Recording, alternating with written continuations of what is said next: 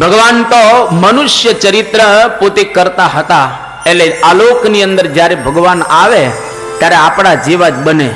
એને કઈ ચાર હાથ ન હોય, આ લોકમાં આવે ત્યારે બે જ હાથ હોય, બે પગ જ હોય. આપણા જેવું એક જ માથું હોય, પાંચ માથા ન હોય. પણ એની અંદર કંઈક વિશિષ્ટતા, ઐશ્વર્ય કંઈક જુદા પ્રકારનું રહેલું છે. ભલભલા એની અંદર મોહ પામી જાય. એટલા માટે પરમહંસો બહુ સુંદર ગાય છે, મસ્ત જાતિ ભગવાનની. ભગવાનની જાતિ કહેવાય, મસ્ત જાતિ છે. એ આપણા જેવી રહેલી નથી. એ તો પોતાની મસ્તીની અંદર પોતે રાચતા હોય, એ મસ્ત જાતિ ભગવાનની. આ એક મસ્ત જાતિ રહેલી છે, જેને કોઈ દિવસ કોઈની અદપ ન હોય. બ્રહ્માજી ભગવાન કૃષ્ણચંદ્રની લીલા જોઈ અને એમને મોહ ઉત્પન્ન થયો કે આ ભગવાન હશે કે નહીં. અને જો ખરેખર ભગવાન હોય તો આપણે એની પરીક્ષા કરીએ.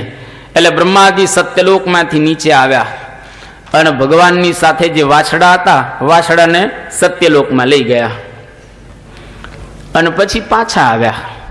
તો આ બાજુ ભગવાન તો પોતે ગોપ બાળકોની સાથે રમતા હતા. બાળકોને બ્રહ્માજી સત્યલોકમાં લઈ ગયા અને પાછા નીચે આવ્યા. કૃષ્ણ ભગવાન તો જેવા બાળકો અને વાછડાઓ હતા એવા ને એવા બધા બનાવી દીધા. એટલે બ્રહ્માજીને આશ્ચર્ય થયું, હું સત્યલોકમાં લઈ ગયો વાછડાને, છોકરાઓને, ભગવાને તો એવા ને એવા બનાવી દીધા. તો ઈતઃ અત્ર કે સત્યાહા, ઉપરના સાચા છે, નીચેના સાચા છે, બે સાચા જ છે. તમને આ તો એની લીલા દેખાય છે. અને બ્રહ્માજી હવે પોતાના લોકની અંદર પાછા જાય છે. તો કૃષ્ણ ભગવાને વિચાર કર્યો કે આજે બ્રહ્માને પાઠ ભણાવવા છે. એટલે કૃષ્ણ ભગવાન બીજું સ્વરૂપ ધારણ કરી બ્રહ્માજીની ગાદી ઉપર બ્રહ્મા જેવા રૂપને ધારણ કરીને બેસી ગયા. અને આ બાજુ બ્રહ્માજી પોતે સત્યલોકની અંદર હવે જાય છે પાછા. અને ભગવાને સેવકોને સૂચના આપી દીધેલી કે આજકાલ નકલી બ્રહ્માઓ બહુ ફરતા હોય છે. આપણા સત્યલોકમાં નકલી બ્રહ્મા આવે તો દંડે દંડે મારવાના એને. અને અસલી બ્રહ્મા આવ્યા જેવા પ્રવેશ કરે છે એ જ વખતે પેલા બે સેવકો પેલા દંડા લઈને જોરથી માર્યા, એક એક દંડા. અને બ્રહ્માજીએ કહ્યું કે કેમ? તો કે આજકાલ નકલી બહુ ફરતા હોય છે, અસલી તો અંદર બેઠા છે. અને એ વખતે બ્રહ્માજીએ આંખ મીચી અને તરત જોયો તો ભગવાન કૃષ્ણ બ્રહ્માજીનું રૂપ ધારણ કરીને સિંહાસન ઉપર બેઠેલા હતા. અને બ્રહ્માજીને ત્યારે કૃષ્ણ ભગવાનનો મહિમા સમજાણો અને બહુ સુંદર શબ્દોમાં સ્તુતિ કરે છે. બ્રહ્માજી બહુ સુંદર સ્તુતિ કરી ભગવાનની. અહો ભાગ્યમ નંદ ગોપ વ્રજોક સામ. આ બધાના ખરેખર અહો ભાગ્ય રહેલા છે કે આજે આ બધાની સાથે ભગવાન વિચરણ કરી રહેલા છે. એટલે જ્યારે જ્યારે આ લોકની અંદર ભગવાન આવે ત્યારે ત્યારે આપણા જેવા જ હોય. રામ આવ્યા ત્યારે આપણા જેવા હતા, કૃષ્ણ આવ્યા ત્યારે આપણા જેવા હતા, સ્વામિનારાયણ ભગવાન આવ્યા ત્યારે આપણા જેવા હતા, વરાહ, દત્તાત્રેય, વામન, બધા કેટલાય અવતારો થઈ ગયા.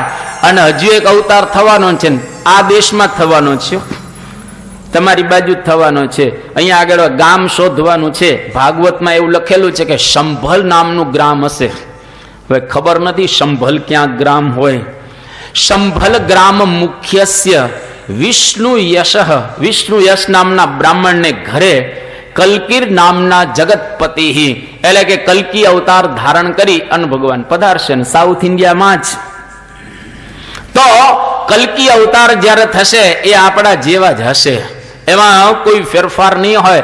એને ઓળખી લેવા.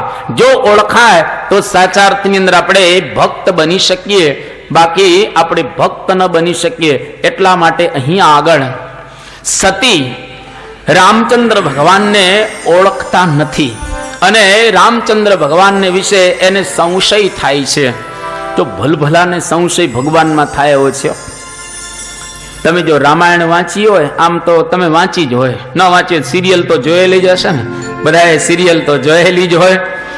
જો રામાયણ વાંચી હોય તો એના પ્રારંભમાં જ એક સુંદર પંક્તિ આવે છે કે યાજ્ઞવલ્ક્ય ઋષિના આશ્રમની અંદર આ ભરદ્વાજ મુનિ પધાર્યા અને બહુ સુંદર ભરદ્વાજ મુનિ એમને યાજ્ઞવલ્ક્ય તરફ હેત હતું. ત્યાર પછી ભરદ્વાજ ઋષિના આશ્રમની અંદર યાજ્ઞવલ્ક્ય પધારે છે અને માઘ મહિનો હતો અને માઘ મહિનાની અંદર જ્યારે બધા જ ઋષિઓ સ્નાન કરીને પ્રયાગમાં હવે વિદાય લેતા હતા અને યાજ્ઞવલ્ક્ય ઋષિ છેલ્લી વિદાય લઈને જાય છે. ભરદ્વાજ એના પગ પકડી લે છે કે તમે ન જતા. એ કે કેમ? તો કે મને એક સંશય છે. યાજ્ઞવલ્ક્ય વિચાર કરે છે કે આ પ્રયાગને કાંઠે રહેલા આ મુનિ એને વળી સંશય શું હોય? એનો કોઈ પણ પ્રકારની શંકા કે સંશય ઘટે નહીં, એટલા માટે તમારે કંઈક પૂછવું લાગે છે અને બહુ સુંદર સંશય કરી રહેલા છે. તો શંકર ભગવાન પાર્વતીજીને કહે છે કે હમણાં આપણે જે કથા સાંભળીને આવ્યા ને કુંભજ ઋષિના આશ્રમમાંથી, એટલે કે અગત્યના આશ્રમ, એ જ્યાં રામ છે તું ભૂલી ન પડતી. બહુ સુંદર રામાયણમાં તુલસીદાસ એના માટે કહે છે કે જાસુ કથા કુંભજ ઋષિ ગાઈ. જે કુંભજ ઋષિએ કથા ગાયેલી છે એ જ્યાં રામ છે તું ભૂલી ન પડતી. પણ સીતાજીને સંશય થયો અને હવે શંકર ભગવાનને કહ્યું કે ભાઈ તને સંશય થયો, તું પરીક્ષા લઈ લે. અને પરીક્ષા લેવા માટે પાર્વતીજી સતી જાય છે. પરીક્ષા કઈ રીતે લે છે સતી? તો પહેલા વિચાર કરે છે કે હું સીતાજીનું રૂપ ધારણ કરું. એટલે સતી સીતાજીનું રૂપ ધારણ કરે છે. જો રામચંદ્ર ભગવાન હશે ખરેખર તો મને ઓળખી જશે કે આ તો સતી છે, આ સીતાજી નથી.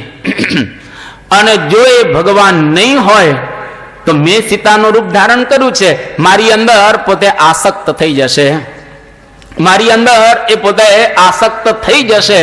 એટલા માટે હું સીતાજીનું રૂપ ધારણ કરું.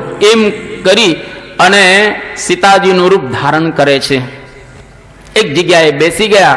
ભગવાન રામ અને લક્ષ્મણ બંને જણા આવતા હતા અને જોયું કે સીતાજી બેઠેલા છે. હવે ભગવાન રામ તો કપટ એકદમ જાણી ગયા. અને કોઈ પણ માણસ કપટ કરે ને એ ઓળખ્યા વિના રહે જ નહીં. કપટ હંમેશા બહાર આવે જ, આજે નહીં તો કાલે.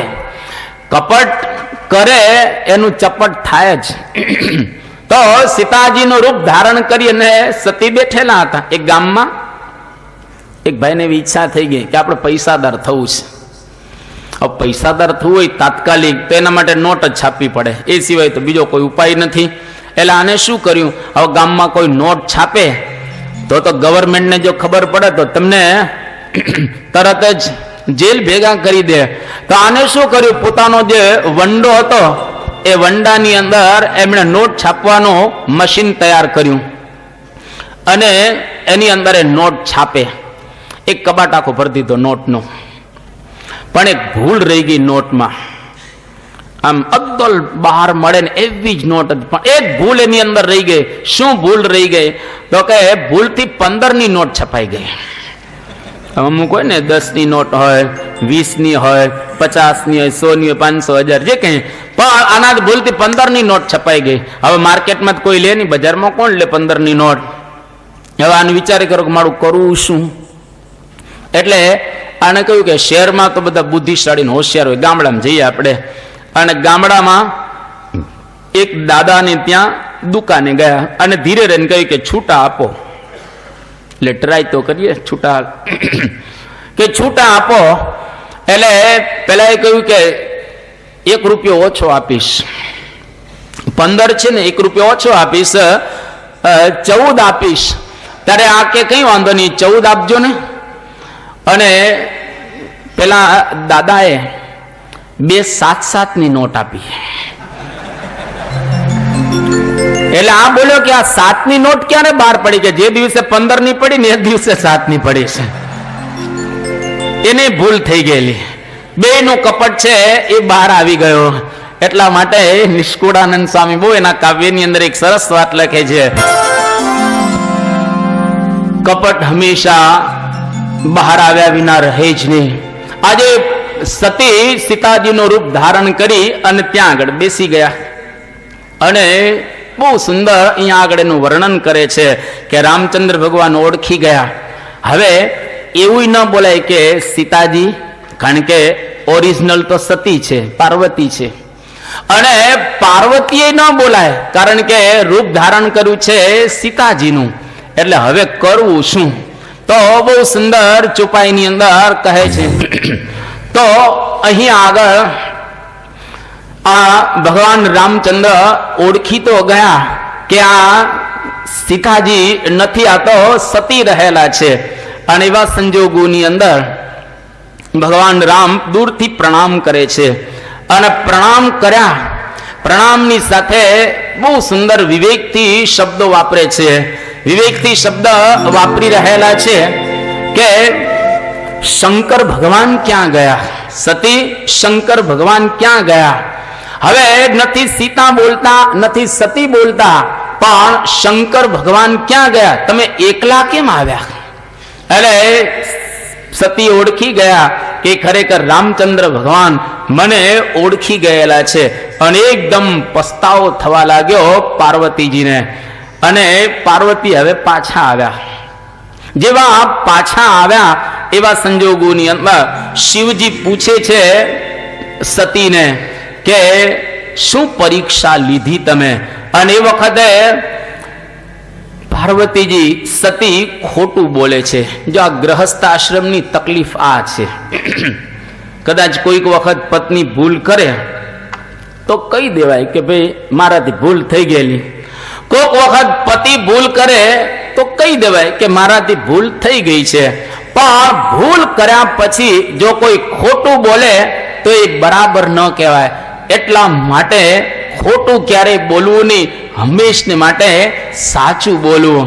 અહીંયા આગળ પાર્વતીજી પોતે બોલી રહ્યા છે કે મેં કોઈ પણ પ્રકારની પરીક્ષા લીધેલી નથી, કોઈ પણ પ્રકારની પરીક્ષા લીધેલી નથી. એટલા માટે અહીંયા આગળ આ પરીક્ષા લીધેલી છે છતાં પણ ના પાડે છે કે મેં કોઈ પણ પ્રકારની પરીક્ષા લીધી નથી, કે મેં કોઈ પણ પ્રકારની પરીક્ષા લીધેલી નથી. અને હવે સતીને પસ્તાવો થવા લાગ્યો કે પતિની પાસે હું ખોટું બોલી. જેના ઘરમાં પત્ની ખોટું બોલે સમજી લેવું દિવાલ બરાબર રહેશે. હવે ઘર ભાંગવાની તૈયારી થઈ ગઈ. જેના ઘરની અંદર પતિ ખોટું બોલશે સમજી લેવું સોફા સેટ બરાબર રહેવાના છે. હવે ઘર ભાંગવાની તૈયારી છે. એટલે પતિ ને પત્ની જો ઘરની અંદર ખોટું બોલે તો એના ઘર ચોક્કસ ભાંગ્યા વિના રહે નહીં. એટલા માટે અહીં આગળ પાર્વતીજી ખોટું બોલ્યા કે મેં કોઈ પણ પ્રકારની પરીક્ષા લીધેલી નથી. દુનિયામાં પાપ થાય એનો કોઈ વાંધો નહીં, ખોટું વર્તાય એનો વાંધો નહીં, કદાચ આપણાથી ભૂલ થઈ જાય એનો વાંધો નહીં. પણ ભૂલ થઈ ગયા પછી એ ભૂલનો સ્વીકાર ન કરીએ ને એ મોટામાં મોટો વાંધો છે. ગમે તેટલી ભૂલો માફ કરી દેવામાં આવે, જો ખરેખર આપણે એ ભૂલોનો સ્વીકાર કરીએ તો. જો સ્વીકાર કરવામાં ન આવે તો ભૂલ વારે વારે રિપીટ થતી હોય છે.